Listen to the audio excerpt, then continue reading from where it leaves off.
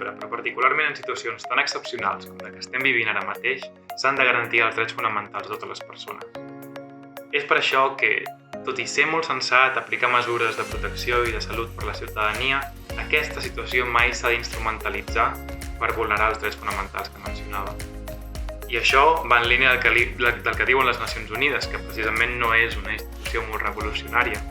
Considerem que les mesures de control digital i geolocalització que s'estan tantejant de cara a respondre a la Covid-19 poden vulnerar aquests drets fonamentals i sabem que mesures d'aquest tipus, més enllà de la crisi i de la situació d'excepcionalitat, segueixen implementades a posterior i vulneren aquests drets en un futur pròxim i llunyà.